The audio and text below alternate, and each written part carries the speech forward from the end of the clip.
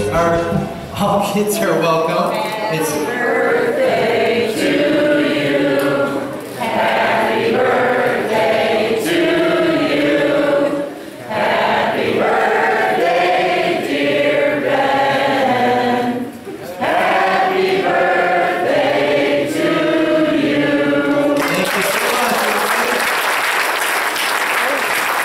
Was this your idea, Julia? It was Mom's. Thank you so much, guys. I'm 39. Go figure. There you go, Logan. Well, it is good to have everyone here today. Thank you for singing to me. We are excited to have you here because we're starting a new series, and I'm really excited about this series, even though it may be well known to most folks. We're going to talk about a historical event called the Exodus. And so in the Exodus, God's people were going through a difficult time, but the Lord delivered them from a life of slavery in Egypt. But before we get to that history, do you guys know what this is right here? Raise your hand. Don't shout it out. Raise your hand. Logan, what is it? It's American Story. So what type of book do you think it is? It's actually right here in the corner. 100 True Tales from American History. Do you guys know what history is? Raise your hand and tell me. Do you know what history is? Anything in the past, that's right. And so sometimes people put together books like this to remind us of what happened to the past and helped form us into the people that we are today. So I went to the library and I asked for a children's history book, and so I found this one. One thing I like about history textbooks is you could go to the back of the book and find the index. Bill, can we see that first index that I found? Oh, raise your hand and tell me if you know this person. George Washington. Raise your hand and tell me, who is he? Who is he? The first president, that's right, and also the general of the armed forces of the rebellion. But here, there's more great, important. Oh, here's one. Next one, please. Abraham Lincoln. Do you know who that person is? Tell me who he was. Julius, who was he? He was a famous president. He was, and he was the president, remember, during the Civil War, and he helped to keep the country together. Yes. He was the 16th president. Oh, very good. All right, here's the thing. I've got, okay, wait a minute here. I'm looking for an important person. Oh, and you can put that up there, but I see, he's not here. I can't believe this. I'm going to ask if you know him. Do you know who God is? Raise your hand and tell me who God is. Who's God? The creator of the heavens and the earth, and he created us. You're right. Can you believe it, kids? He's not in here. Are you kidding me? We've got gangsters. The gangsters aren't presidents. Well, that's debatable. But here, Germany, Godfather, but no God. Why do you think that the authors of this American history book omitted God from this book? What do you think, Logan? Well, because it's for kids, but isn't God important to kids? Yeah. What do you think? Why do you think they omitted God from this textbook? Okay. All right. That's a good... Jeremy, why do you think they took God out of here? He's not really in America. Ooh. I'm wounded on my birthday. Well, what we're going to find out here is sometimes people forget that God is instrumental in all of our history, not just American, but world history. But the sad thing is, when people sat down to write this American story, they omitted God because they wanted to focus on what people had done in our history. And what we're going to find out today is, as we study the history book called Exodus, is that the Bible is primarily written not to talk about the actions of people, but the actions of God. And what we're going to see in this history book, that these events actually happened, and they have huge implications, not just in the past, but for us today. So good job listening. Here you go. Here is a piece of candy before you return to your seats. If you attend preschool through first grade, you could head to Rest Stop with your parents' permission. While the kids are getting settled, please open your Bibles to the book of Exodus. We're going to be in chapter 1 today. If you're a guest with us, thank you so much for being here today. We're excited to have you here. As we start this new series, this is going to bring us all the way into the fall season. We're going to have a 12-part going over the first, it's actually a 10-part, but it goes over the first 12 chapters of the book of Exodus. As I tried to illustrate to the kids, The book of Exodus is indeed a history book. And yet, unlike many of the secular history textbooks that are printed these days, those are about people's achievements. But the Bible, specifically the history book we know as Exodus, is about what God has been doing throughout these events. Now, when you hear the Exodus story, a lot of times your mind immediately goes to some famous movies. So raise your hand if you've seen the original 10 Commandments. Charlton Heston, all right, yeah? Let my people go. Right? How many of you seen Prince of Egypt? Also a fun movie. How many of you seen the updated Exodus with, what's that guy's name? Christian Bale, Gods and Kings, anybody? Don't waste your money, it's terrible. Absolutely terrible. Now each of those movies, while they may be entertaining from a historical, biblical accuracy standpoint, they all got it wrong. They Hollywoodized the Exodus story, and they missed the simple fact that history, especially this history, is not about the work of individuals, but what is God doing? Because we live in a society, folks, where they're constantly told that we need to take God not only out of our American history books, but out of our lives. Because we don't believe in God that's so in the past. We don't have to talk about things that occurred in the past. We just have to focus on what's right now. Someone mentioned to me, now there's an iPhone 6. Yay! What happened to iPhone 5? It works fine. Oh, that's just in the past. Don't worry about that. You need a new one. But what happens is when we take God and our knowledge of God and what He's done out of our lives, we lose this anchor that connects us rightly to the past, to the present, and to the future. And when storms come, if we don't have an anchor, we're tossed like a ship in the sea.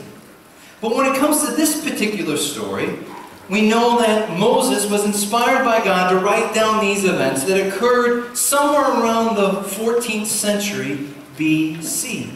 But in order for us to understand this story, we need to get a little backstory. And if you know the story of Genesis, Exodus picks up right afterwards where this person named Joseph did this amazing act by saving an entire civilization in Egypt because of a terrible famine. And he was allowed to bring not only his father Jacob, but all of his brothers and all their family, and they were given the best that Egypt had to offer. They were given this wonderful land. Because even though they were living in a foreign land, God had made some promises to bless the descendants of Abraham, and they would be as numerous as the stars in the sky. And for us to understand this particular passage, we have to remember something else that God had said to Abraham. The Lord said to Abraham, look, here, know for certain that your descendants, they're going to be strangers in a country not their own. This is many, many years before these events. But God promised that, look, they're going to be enslaved. They're going to be mistreated 400 years. But God says, look, I'm going to punish the nation they serve as slaves, and afterward they will come out with great possessions. And so no matter what humanity tries to do, maybe to foil God's perfect plan of redemption, He's always going to continue to work out His plan, because nothing is going to stop His story from unfolding. So keep that in mind looking at verse 1. These are the names of the sons of Israel, also known as Jacob, who went to Egypt with Jacob, each with his family.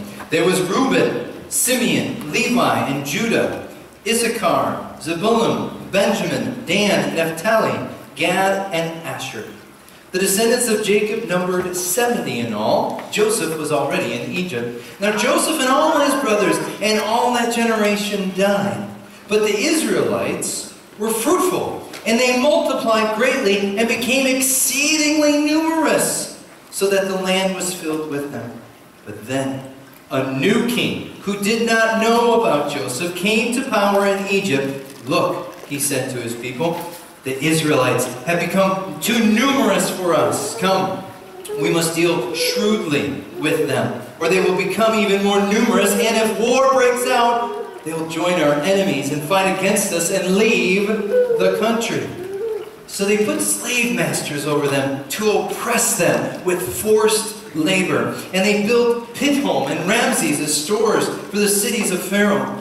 But the more that they were oppressed, the more they multiplied and spread. So the Egyptians came to dread the Israelites and worked them ruthlessly.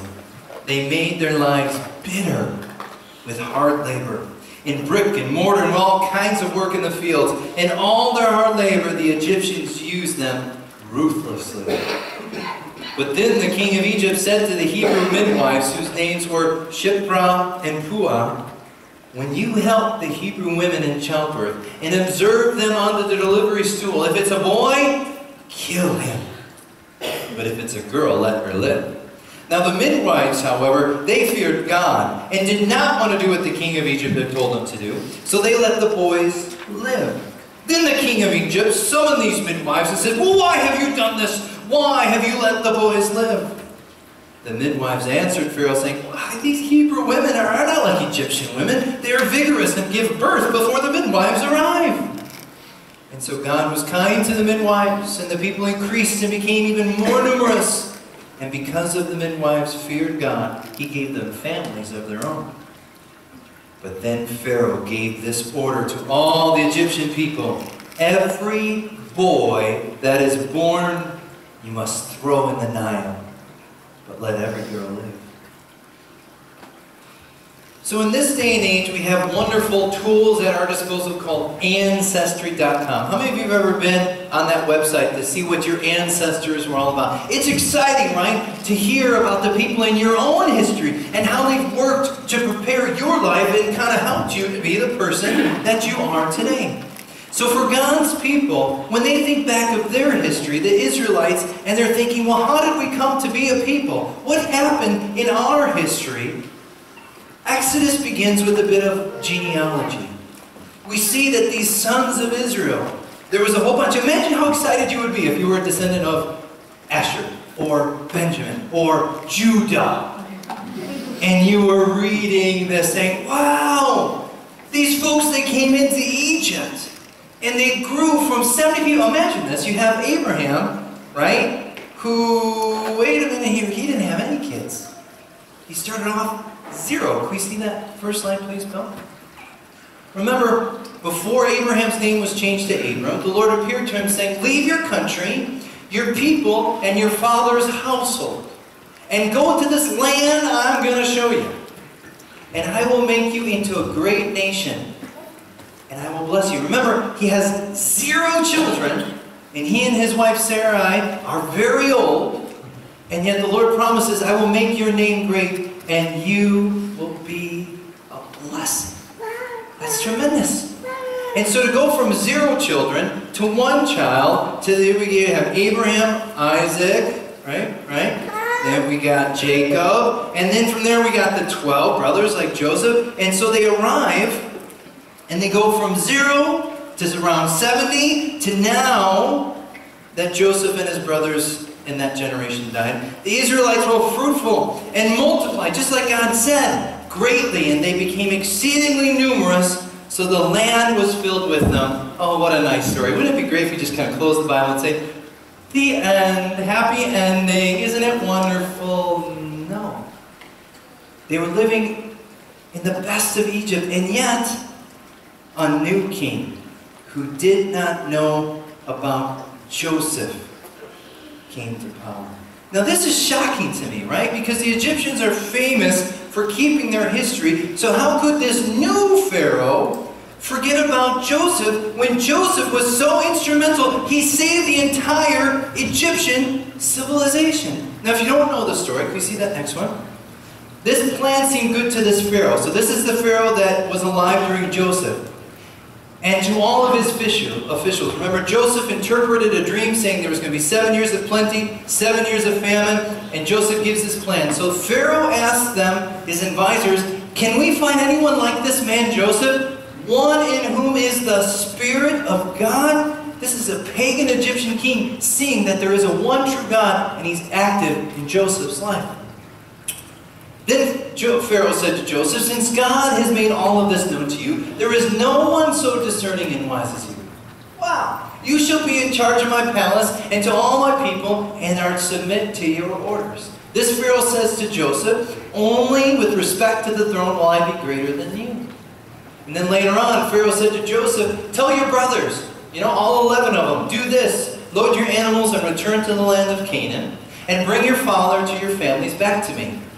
And I will give, this is the Pharaoh, mind you, I will give you the best of the land of Egypt, and you can enjoy the fat of the land. It's going to be great. And also directed to tell them, do this, take some cards from Egypt, and notice, for your children, that Pharaoh had a high value of their children, and your wives, and get your father and come. Never mind about your belongings, because you and your family will have the best of all of Egypt will be yours. So that was Egyptian history. It actually happened.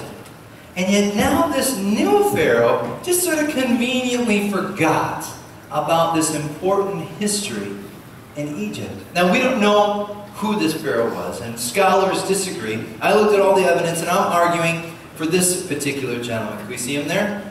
This is Thutmose III. And he was kind of known as the Napoleon of Egypt because he was a conquering pharaoh. And he would go from area to area and he'd expand the Egyptian empire. And he would brag about all the different peoples that he had conquered. Ha ha ha. Notice, nowhere in the text does Moses give his name. Nowhere in the text does Moses list all of the achievements of this particular pharaoh. Why? Because this history is not about people. It's about what God is doing. And so, like all good kings, whether they're powerful or not powerful, they all end up like this. There he is. Thutmose III, dead as a doornail. That's what happened to all the pharaohs. Kind of a handsome guy for being so old, right? He's not 39 or anything, but Thutmose became power hungry. He wanted to expand even more, and we see that when this new king, whether it was intentional or not, he forgot about Joseph, but when he looked down at the Israelites, he saw that they would become too numerous. Come, we have to do something about them, for if war breaks out, they will join our enemies and fight against us and leave our country. So we have history, we have God's promise being fulfilled, and yet this new Pharaoh says, I'm not going to worry about history. I'm going to do something about these Israelites. And what does he do? The first step was that he put slave masters over them to oppress them. And that Hebrew word oppress is the same word that God had spoken to Abraham so many years ago, saying, look, you're going to be a people in a foreign land and they're going to mistreat you. And the word that is used there has the sense that by the Pharaoh making slaves out of the Israelites, with a whip or with the whole culture there, trying to break the spirit of God's people. He's trying to break their will to thrive and survive. And so he makes them a slave nation. Now, no matter how hard your job is, whether you're on a roof putting up shingles in the 90-degree heat, or, I always think about the Dirty Jobs with Mike Rowe. Have you ever seen that?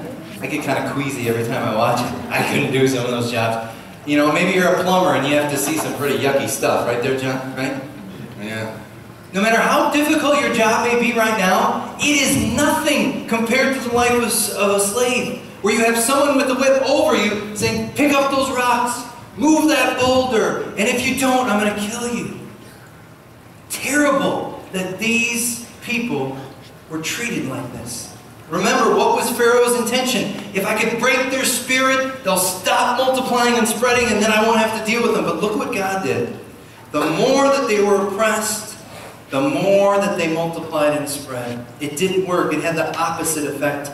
And yet, the Pharaoh increased their work and increased their labor and tried to beat the life out of them, literally and figuratively. So that didn't work. So he has to go to plan B. What does he decide to do? He then calls two Hebrew midwives, whose names were Shiphrah and Puah, and he calls them in. Imagine this for a moment. You're these Hebrew midwives, and you're standing in front of Pharaoh, who in the Egyptian culture is a living God. Okay? The most powerful person in all of the world calls you into his office and says, hey, this is what we're going to do. When you're helping these Hebrew women give birth, I want you to be there at the moment of the birth. And if it's a boy, kill him. Can you imagine? Only in the ancient world would civilizations do something so terrible as to kill infants. Not so much, huh? I'm reminded the best parallel is China, right? How many years did the Chinese government tell to the Chinese people you can have one child, and oh, by the way, it should be a boy. So if it's a girl, what did they do? They slaughtered millions of little girls. And now they're whining that men don't have enough women to marry. Duh. Terrible what humanity does. And yet, if you were those two women, standing in front of a living God telling you, you have to murder every boy that is born, would you be courageous enough to say no way? Well, we see that they did have courage, but why did they have courage? Verse 17, the midwives, however, they feared God over everything. Yes, you have this powerful Pharaoh. Yes, he's a living God on earth. But there's another person, Pharaoh, that you forgot, the creator of the heavens and the earth, and I'm a lot more afraid of him than I am of you. So they didn't do it. They let the boys live. Can you imagine getting called into that office the second time? He could execute them with a snap of his finger. They get called in. They said, why have you done this thing? Why have you let the boys live? And look at what the midwives said to Pharaoh. They didn't really fib, but it's like, well, it's the strangest thing, Pharaoh. You know, these Hebrew women are vigorous, and they give birth so quickly. It's like, boop, there's the baby. We don't even have time to get there. And the Lord blessed them because of that, gave them families of their own. So you have God working in history. He's working on his promises. The Israelites are expanding. Pharaoh tries plan A, doesn't work. Tries plan B, doesn't work. And then the most heinous of all, the Pharaoh gave this order to all of Egypt: every boy that is born, you must throw them into the Nile. The Nile was a river in Egypt where there was all things like crocodiles, and it was filthy. So imagine if you were pregnant, your wife was pregnant, your grandchildren are about to be born, and when they find out it's a boy, they throw the boy in the river. It's terrible. It's inhuman to think that someone would treat human life with such disrespect. And yet we live in a society that doesn't value life like it should. And when we wrestle with how could these atrocities around the world take place, it's actually very, very simple. When you take God out of history, right? When you take the divine lawgiver out of the equation, why follow the laws? What's the big deal? All that stuff, that's in the past. Don't talk to me about traditions and about history. That's all in the past. No. We can do whatever we want. Don't talk to me about right and wrong. Well, that's because they've removed God from the equation. And so think back to the children's sermon a minute. I was so excited to find this American Story History book at the library. I said, okay, in Pawpaw, right? I'm going to go into the index. God's going to be there. Nope. And what was more shocking to me was on the back side of this book. It's sort of a summary of all the stories that are in there. It says the American story is all about courage, rebellion, exploration, equality, invention. And this one I don't really, swagger. I can kind of take or leave that one. It's got Babe Ruth, by the way. Swagger. But it also has liberty and achievement. But did you notice what's missing? The one thing that allowed all of these things to occur in our nation is omitted. Somewhere, maybe right in the middle, if I was writing this book, the American story is all about a faith in the one true God. That's the only way we can have true liberty and freedom and equality. And when you take the true faith of God and you sort of omit it from history, you wonder why our country is in the state it's in. Because we're told, well, don't talk to me about God. Right? Say, you and Red Arrow Ministries, you can worship together in your building, but leave God there. Don't bring him into history classrooms. Don't bring him into politics. Just leave him here. I say no. As we've talked about in the past, the church is called by God to be custodians of history. So whether it's other family members, whether it's students talking with teachers, whether it's employers, if we're ever told, I don't care how powerful the person is, if we're ever told to do something where God's word is clear that it's wrong and immoral, we have to have the courage to say no. History tells us that God keeps His promises, and I am going to respect the lawgiver more than some earthly leader that's telling me to do something I shouldn't do. But what's so important about the story of Exodus, we're going to see God's handiwork as He's working through this amazing story that's not a myth. These events actually happened. And what we're going to see is that the life of the Israelites was getting worse and worse and worse, so that they cried out to heaven, saying, God, we know You're up there and we know that You hear us. Deliver us. Deliver us. And He does.